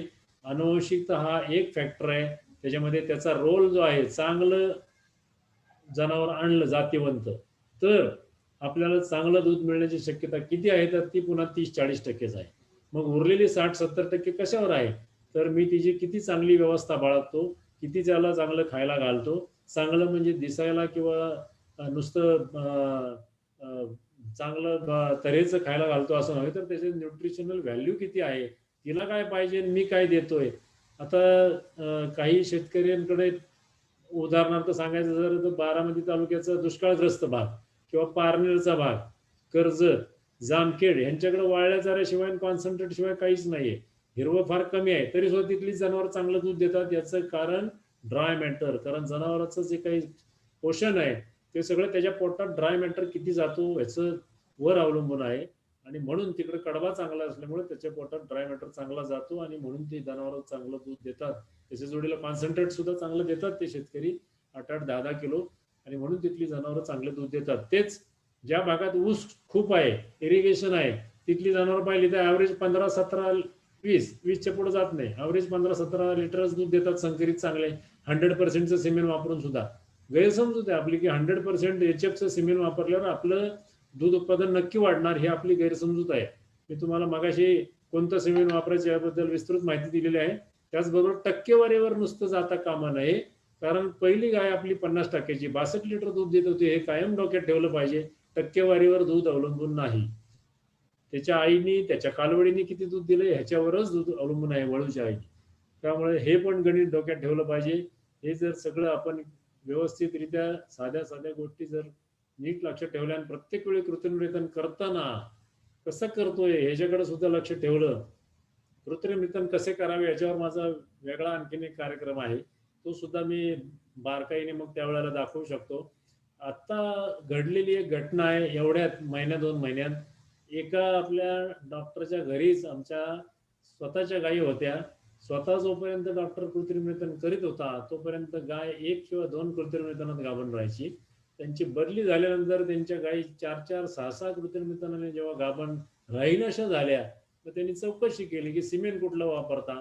सिमेंट हे चांगल्या कंपनीचं होतं तरी सुद्धा गाय गाभण राहत नाही. म्हणल्यावर गाय माझ्यावर आल्यावर मला फोन करा असं त्यांनी वडिलांना सांगितलं. स्वतः जाऊन जेव्हा कृत्रिमरितन केलं तेव्हा पहिल्याच एका कृत्रिमरितनात ती गाय गाभण राहिल्याचं त्यांनी मला स्वतः सांगितलं आणि मी ती बघूनही आलो होतो घरी जाऊन. त्यामुळं कृत्रिमरितन करणारा सुद्धा किती ट्रेंड आहे आणि तो काय करतोय नक्की हात हात घातल्यावर त्याला नक्की जमतंय का नाही, एकदा केल्यावर दोनदा केल्यावर डॉक्टरचा पण अनुभव घ्यावा की कसं काय कन्सेप्शन रेट आहे डॉक्टरचा. कृत्रिमरितन जे डॉक्टर करतात त्यांच्याकडनं सरासरी कालवडी किंवा गाई गाभण राहण्याचं प्रमाण किती आहे याच्याकडे सुद्धा लक्ष ठेवावं. थॉईंग कसं केलं जातं, 37 डिग्री सेंटीग्रेडच टेम्परेचर, 30 सेकंद, हे सगळं पाळलं जातंय का नाही, स्वच्छता किती पाळली जाते याच्याकडे सुद्धा लक्ष ठेवावं शेतकऱ्याने, म्हणजे त्याचा तोटा होणार नाही. कारण कृत्रिमरितन करताना आमचा तोटा काहीच होत नसतो. आम्ही कृत्रिमरितन करून तुमच्याकडनं पैसे घेऊन निघून जाणार आहे. तोटा झालाच तर तुमचा होणार आहे, फायदा सुद्धा तुमचाच होणार आहे. त्यामुळे शेतकऱ्यांनी याकडे कसोशीने लक्ष द्यावं, तसं करणं डॉक्टरला भाग पाडावं, विचारणा करावी, ट्रॉज जपून ठेवावी, कोणत्या बुलची वापरली होती, तारखेनिहाय नोंदी ठेवाव्यात. एवढीच माझी या निमित्ताने सर्व शेतकऱ्यांना पुन्हा विनंती आहे.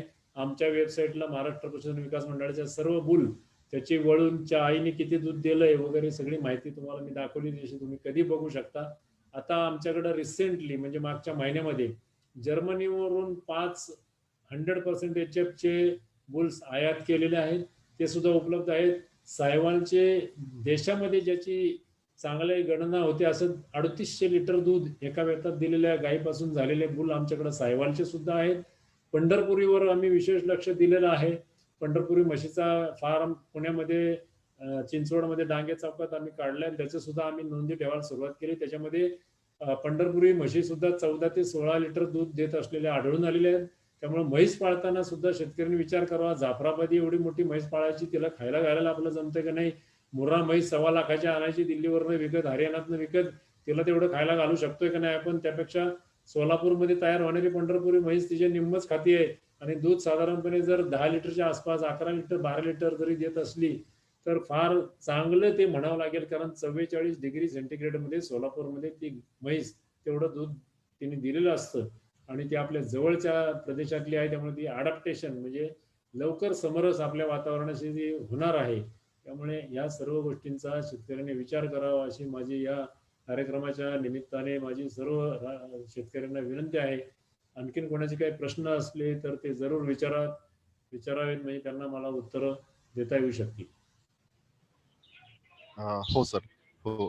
खरं तर धन्यवाद सर. सर मी इंडियन डेअरी फार्मर असोसिएशनच्या तमाम दूध उत्पादक बंधूंच्या तर्फे तुमचे मनापासून आभार मानतो. सर मी हे सांगू इच्छितो की IDFA जो आहे म्हणजे इंडियन डेअरी फार्मर असोसिएशन हा जवळपास 1,25,000 डेअरी फार्मर्सचा ग्रुप आहे, ज्यामध्ये आम्ही सर्व डॉक्टर दिनेश भोसले सरांच्या मार्गदर्शनाखाली दर शुक्रवारी वेगवेगळ्या विषयातले तज्ज्ञ डॉक्टर मंडळीकडनं मार्गदर्शनपर सेशन आयोजित करतो आणि त्यांच्याकडनं आधुनिक तंत्रज्ञानाची माहिती घेऊन ते तंत्रज्ञान आत्मसात करून त्याचं इम्प्लिमेंटेशन आम्ही आमच्या गोठ्यामध्ये करतोय. तर सर खूप धन्यवाद. काही विषय पूरक प्रश्नांना आपण आता इथे ऍड्रेस करूयात. सर आमचे एक प्रोग्रेसिव्ह डेअरी फार्मर आहेत प्रदीप खराडे, त्यांचा असा प्रश्न आहे की गायीची उत्पादकता वाढली की दुधाची क्वालिटी खालावते, यावर माहिती द्या असं त्यांचं म्हणणं आहे. आता त्यांना मी उत्तर असं देऊ इच्छितो की आपल्या देशामध्ये जे काही सेमेन इम्पोर्ट होतं होल्स्टीन फ्रिजियन गाईचं, आता 4% फॅटच्या खाली येतच नाही सिमेंट. आणि परदेशात सुद्धा मी जाऊन पाहिलं की त्यांनी सुद्धा मग बोलता बोलता मी रेफरन्स दिला होता की आपण फक्त दूध किती देते हा एकमेव निकष लावतोय गाय किंवा बैल वळू सिलेक्ट करायला, परंतु परदेशामध्ये आता दूध केव्हाच जुनं झालं. कारण त्यांनी दुधाची इतकी प्रगती केली, 9,000 10,000 12,000 18 22 पर्यंत गेली ती. इतकं दूध देणारी गाय एकदा निर्माण झाली की मग त्यांना आपोआपच दुसरा निकष लावण्यात येतो की तिचं फॅट किती आहे. मग फॅटचा 4% निकष ते लावतात.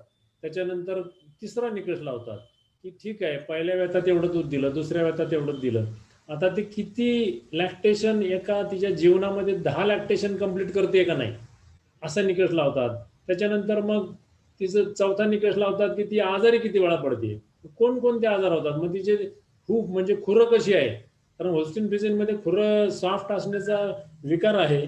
त्यामुळे खुरं सॉफ्ट नसलेले जनावर सिलेक्ट करण्यासाठी म्हणजे जेणेकरून खुराचे आजार होणार नाहीत असा ते निकष लावतात. पुढे जाऊन आणखी ते निकष लावतात की तिला मेटाबॉलिक डिसीज म्हणजे किटोसिस मिल्क फिवर हे किती प्रमाणात होतं, ते न होणारी जनावरं सिलेक्ट करा. पुढे जाऊन आणखीन सहावा निकष लागतो की मस्टार्टिस कमी होणारी जनावर फक्त सिलेक्ट करा, बाकीची वगळून टाका, ब्रीडिंगच नको आम्हाला. म्हणजे पुढच्या पिढ्यामध्ये जनावर जी निर्माण होतील, कालवडी निर्माण होतील, त्या मस्टार्टिस कमीत कमी होणाऱ्याच कालवड्या आमच्या घरी झाल्या पाहिजेत किंवा आमच्या देशात झाल्या पाहिजेत. पुढे जाऊन आणखीन हे लावला 8वा निकष की आमच्याकडे जे काही जनावर निर्माण होतात त्याचं दूध आम्ही ह्यानी काढतो, मशीननी, मिल्किंग मशीननी. मिल्किंग मशीनला जर पाणवलीच नाही गाय तर मिल्किंग मशीन काय करणार? आणि प्रत्येक 1000, 500, 200 गायी असल्यावर मी प्रत्येक गायीला पाणवायला कुठे वेळ घालवणार आणि कसा घालवणार? त्यामुळे मग आपोआप लवकर इझी मिल्कर जे आहेत, म्हणजे पाणवायला त्रास देणार नाहीत अशा गायी सिलेक्ट करा. आणि तिकडे म्हशी पण पाळल्यात, मी म्हशी पण पाहून आलो. नेदरलँडमध्ये म्हशीचा पण फार्म उभारलेला आहे. त्या म्हशीमध्ये पाणवायचा जो प्रॉब्लेम आहे तो सुद्धा त्यांनी हळूहळू काढून टाकला, कारण लवकर पाणवणाऱ्या म्हशीच ब्रीडिंग केलं आणि 300 म्हशीचा ब्रीडिंग म्हणजे अशा इझी मिल्कर ज्या म्हशी आहेत त्याचाच फार्म केला, म्हणजे मशीनला त्रास होऊ नये, जेणेकरून आपल्याला त्यांच्यापासून जास्त जास्त दूध काढता येईल. तर असं सगळं सिलेक्शन चालू झालंय. त्यामुळं जेनेटिकली 4% खाली फॅट पर्सेंटेज असणारं HFचं सिमेंट फार कमी आहे. आता इस्रायल हा देश असा आहे की त्याकडे लक्षच देत नाही. तो म्हणतो 2.5%, 2.25%, 3% किती फॅट आलं तरी आम्हाला काही हरकत नाही. त्या गायीने 18,000 लिटर दूध दिलं पाहिजे. 12, इस्रायलचं नॅशनल ॲव्हरेज 12,000 आहे. म्हणजे काही गायी खूपशा गायी वर असतील, काही गायीच्या खाली असतील 9,000, 9,500. त्या ॲव्हरेज 12,000 नॅशनल ॲव्हरेज आहे. त्यामुळे तो देश त्या पद्धतीने कॅल्क्युलेट करतो की जास्त दूध दिलं तर 3% जास्त फॅट मला मिळेल. टोटल फॅट ते मोजतात. प्रोटीन 3% असतंच. त्यामुळं जर उत्पादकता वाढली तर फॅट कमी होतं. हा जरी म्हणजे fat percentage is inversely proportional to milk yield हे जरी खरं असलं तरी हे आणखीन अवलंबून आहे ते त्याच्या आहारावर. मग तुम्ही त्याच्यामध्ये मगाशी मी म्हणलं की कडबा जास्त घाला, ड्राय मॅटर जास्त जाऊ द्यावं, ग्रीनच्या तुलनेत आपोआप त्याचं फॅट वाढेल. एखाद्या गायची आनुवंशिक क्षमता जर ती 3-3.5% असली तर तिथं लिमिटेशन येईल. पण सर्वसामान्यपणे सरासरी आपण आहाराचं प्रमाण जर त्याच्यामध्ये ठेवलं व्यवस्थित ड्राय मॅटरचं तर व्यवस्थित फॅट पर्सेंटेज यायला पाहिजे.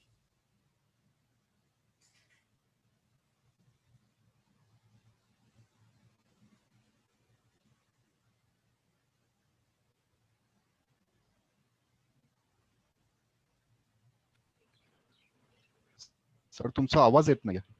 हा नाही, आता पुढचं काय असेल तर सांगा. पुढचा काही प्रश्न असेल हो का? सर, हो sir, thank you sir.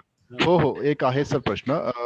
Doctor Rahul हगारे यांचा एक प्रश्न आहे की इम्पोर्टेड सिमेंटसाठी शासनाचे काय काय निकष आहेत? जे आपण इम्पोर्टेड सिमेंट वापरतोय त्यासाठी काय काय निकष सरकारतर्फे लावण्यात आलेले आहेत? आमच्याकडे सध्या इम्पोर्टेड सिमेंट होल्स्टीनचं उपलब्ध आहे. त्याची सेक्स सॉर्टेड पण आहे आणि इम्पोर्टेड कन्व्हेन्शनल पण आहे. तर इम्पोर्टेड कन्व्हेन्शनलला आम्ही शेतकऱ्याला जेव्हा कृत्रिम करून देतो तेव्हा 100 रुपये किंमत लावतो त्याची. ती आम्हाला पडलंय साधारणपणे $4, म्हणजे साधारणपणे 280 रुपयाला. पण 100 रुपये शेतकऱ्याला लावतो आणि 41 रुपये आमचं सर्व्हिस चार्जेस आहेत. म्हणजे 141 रुपयाला ते पडतं कृत्रिम इम्पोर्टेड सिमेंट. ते होस्टिनचं आणि जर्सीचं उपलब्ध आहे कन्व्हेन्शनल. आणि सेक्स सॉर्टेड पण आमच्याकडे उपलब्ध आहे.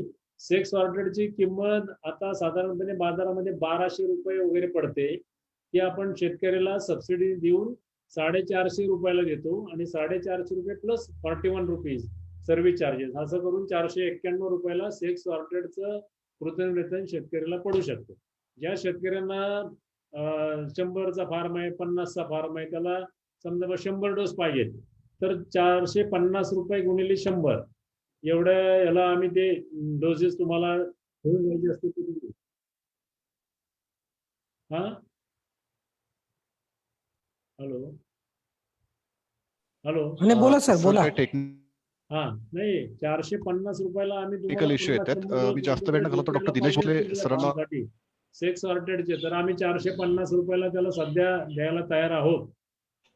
सर मी डॉक्टर दिनेश भोसले सरांना इन्व्हाइट करतो की पुढे जाऊन आता लगेच वरती यावं आणि पुढच्या महिन्यात एक आभार सुद्धा प्रदर्शन करावं. एक मिनिट सरांना बोलू द्या. सर संपवा तुमचं.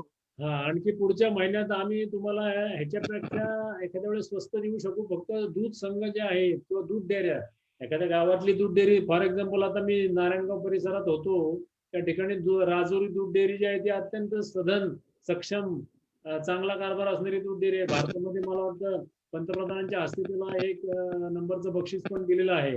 अशा दूध डेअरीने ठरवलं की आपल्या सभासदांना चांगला लाभ द्यायचा. तर पुढच्या महिन्यामध्ये आमच्याकडे आणखीन कमी किमतीला सिमेंट येईल आणि त्याच्यावर जर आम्ही सबसिडी देणार आहोत, तुम्ही त्याच्यात काही आणखीन सबसिडी सभासदांसाठी किंवा दूध संघाने घातली तर शेतकऱ्याला अक्षरशः 200-250 रुपये सिमेंट मिळू शकतं. त्यामुळे तसा सुद्धा प्रयत्न शेतकऱ्यांनी, त्यांच्या संघांनी, त्यांच्या डेअऱ्यांनी करावा अशी माझी त्यांना या निमित्ताने विनंती आहे. देशी सिमेंट जे आहे ते सुद्धा एक 3-4 महिन्यात देशी जातीचं म्हणजे साहिवाल, गीर हे सुद्धा सेक्स सॉर्टेड सिमेंट देण्याचा आम्ही आटोकाट प्रयत्न आमचा आहे.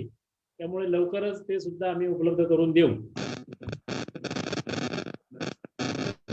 धन्यवाद सर. ही खूप चांगली माहिती होती आमच्या शेतकऱ्यांसाठी आणि तुम्ही जी सर्व माहिती दिली ती गोष्टी रूपामध्ये दिली आणि 1 तासापेक्षा जास्त वेळ कसा होऊन गेला ते आम्हाला कळलंच नाही. तुम्ही तुमच्या बिझी शेड्यूल मधून आज आमच्या शेतकऱ्यांसाठी वेळ काढला. पुढच्या महिन्यात आम्ही तुम्हाला विनंती करू की पुन्हा एकदा येऊन आमच्या शेतकऱ्यांना कृत्रिम रेतनाबद्दल नक्की सांगा. इंडियन डेअरी फार्मर असोसिएशनच्या वतीने मी तुमचे पुन्हा आभार मानतो. आभार मानतो आणि कार्यक्रम संपला असं इथं जाहीर करतो. धन्यवाद सर.